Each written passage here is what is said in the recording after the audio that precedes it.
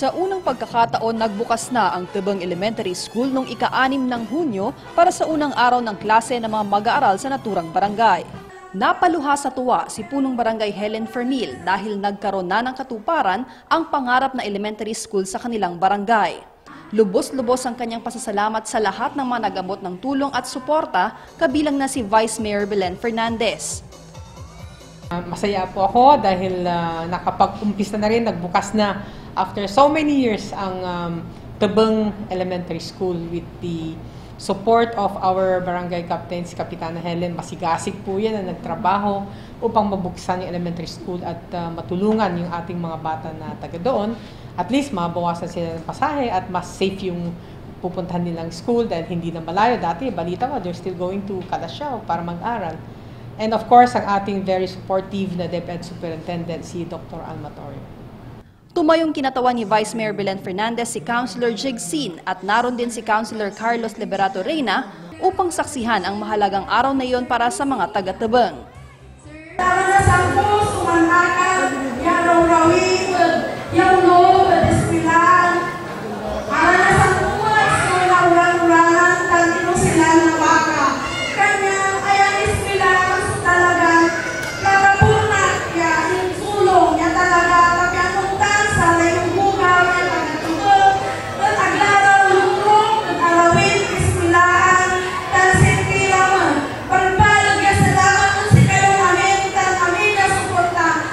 Tulad ng naipangako ng Vice-Alcalde na mahagi ito ng lapis at papel sa unang batch ng mga mag-aaral sa Tebeng Elementary School.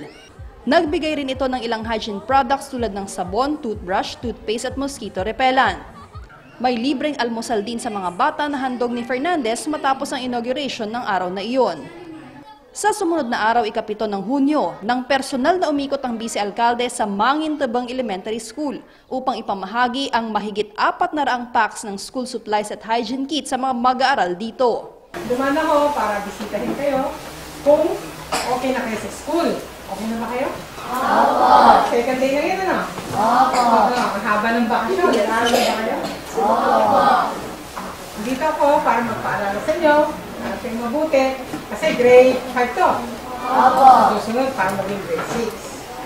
Diba? Kasi kung hindi naman kayo mag-aaral mabuti, di maiwan kayo sa grade 5. Mainit naman ang naging pagsalubong kay Fernandez ng bawat klaseng kanyang kinukumusta, habang abot-abot din ang pasasalamat ng principal ng naturang paaralan, maging ng mga magulang at mag-aaral na nabiyayaan ng regalong handog ng Vice-Alcalde. Nagpapasalamat po kami kay Vice Mayor Belen Fernandez dahil sa walang sawang pagtulong po nila, lalo na dito sa aming school, sa Mangin Tebeng Elementary School. Mula pa nung Brigada Eskwela, nagbigay na po sila ng pintura para sa bubong ng aming mga school rooms. Tapos ngayon nagbigay uli sila ng mga school supplies para sa mga bata.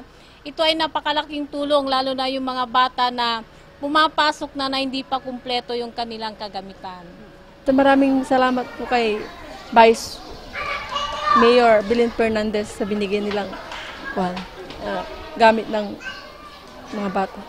Thank you very much, Vice Mayor Belen Fernandez. Thank you, Vice Mayor Belen Fernandez. Patuloy naman ang pagbisita ni Fernandez sa mga paaralan upang kumustahin ang kalagayan ng mga mag-aaral at tiyaking maayos ang kanilang mga silid-aralan. Kasabay ng kanyang paalala na pahalagahan ng edukasyon upang maging mabisang sandata ng mga ito sa mga hamon ng buhay sa kanilang paglaki.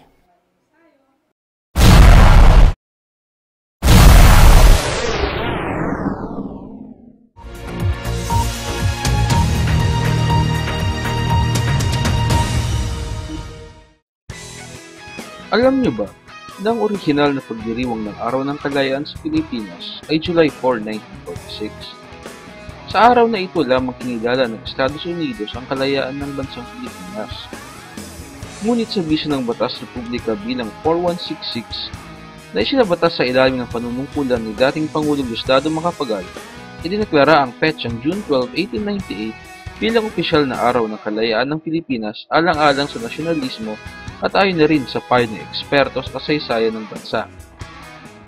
Nararapat lamang umano na kilalanin ng June 12, 1898 dahil sa araw na ito unang pinoproklama ni dating Pangulong Emilio Aguinaldo na ang Pilipinas ay opisyal ng Malaya mula sa mga dayuhang mananakop. Matapos niya itong proklama, ay iwinigayway rin niya ang watawat na pinahini ng Marcela at Lorenza Agoncillo at Delfina Herbosa, kasabay ng pagkanta ng pambansang awit na Lupang Hinirang, isinulat naman ni Julian Felipe.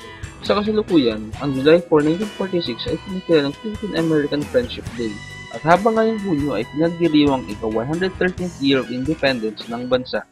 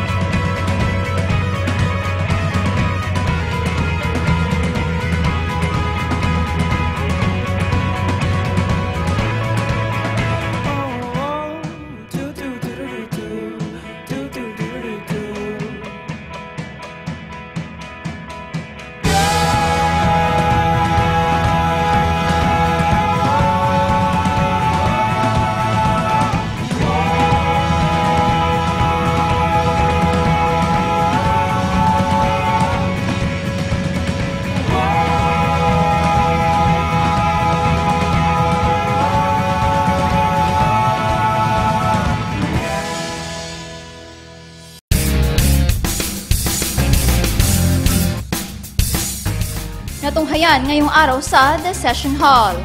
Pagbebenta ng double dead na karne at isda sa Dagupan mahigpit na binabantayan.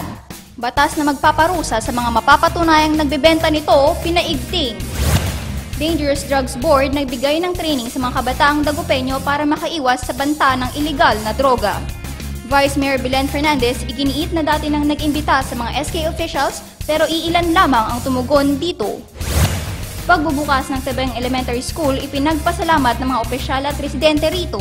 Pagbuhos ng tulong mula kay Vice Mayor Belen Fernandez para sa mga paaralan, patuloy. At ilan pang mahalagang resolusyon at ordinansang tinugunan ng konseho ating natunghayan.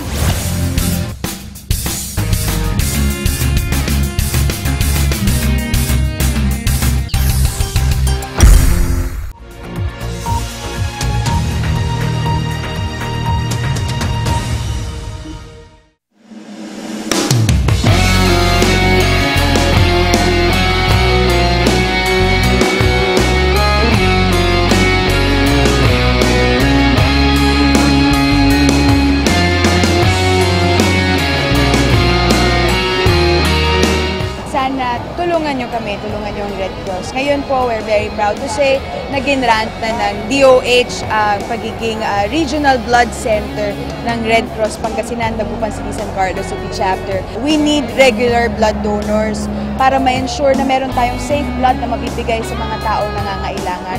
Let's help people. Let's not just help them, but extend people's lives.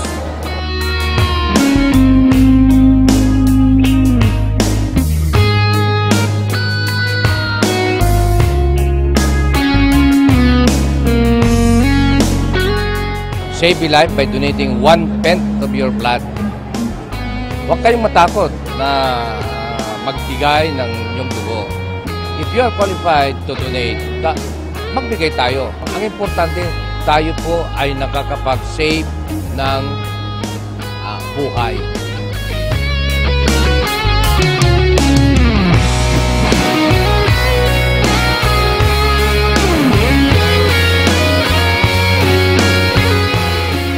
I would like to invite everyone to be a part of the Red Cross Day at hindi lang ngayon dahil sa hindi natin alam in the future it could be one of our beloved one or our relative or our friend who will be needing the blood. Kaya mag-donate po tayo. Ito part of the CSI 25th anniversary, kasama ko lahat ng mga empleyado at mga kaibigan nag-donate for today. sa Red Cross.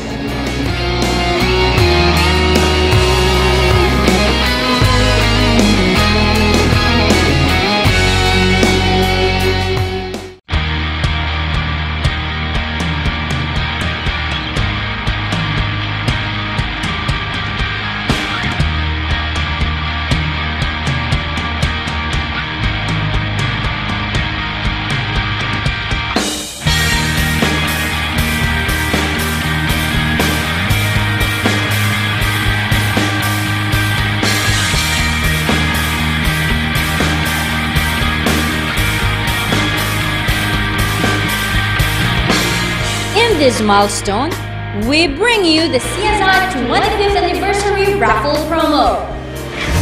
With 25 netbook, 25 iPad 2, 25 Samsung 32 inches LCD TV at stake, and 5 Toyota Vios for the grand prize. Continue shopping at all CSI outlets, buy 500 pesos worth of retail or 1,000 pesos worth of wholesale purchase of participating products and get one raffle coupon. Write your name, address, telephone number, and signature on the raffle coupon. Drop and drop boxes at any CSI branches. Draw date will be on September 18, 2011 at CSI The City Mall, Lucao District, Dagupan City. CSI. 25 years of great partnership with trusted products and corporations. 25 years of excellent service and savings. 25 years of value in every family. Own a sari-sari store, food cart franchise, educational plan, or buy the latest gadgets. Make your dreams happen because Alaska and CSI 25th Anniversary brings you Alaska Papremyo Raffle Promo. From June 16 to August 28, 2011, simply buy 200 pesos worth of retail or 500 pesos worth of wholesale purchase of Alaska products at all CSI branches to get one raffle coupon. Write your name, address, telephone number, and signature on the raffle coupon and drop boxes at any CSI branches near you. Raffle draw will be on August 28, 2011 at CSI The City Mall, Lucao District, Dagupan City. 10 winners of 25,000 will be chosen for the second prize and 10 winners of 100,000 for the first prize, or more than 1 million pesos at stake. Hurry and join Alaska and CSI Alaska's Papremyo. 25 years of great partnership and 25 years of savings and service to every family.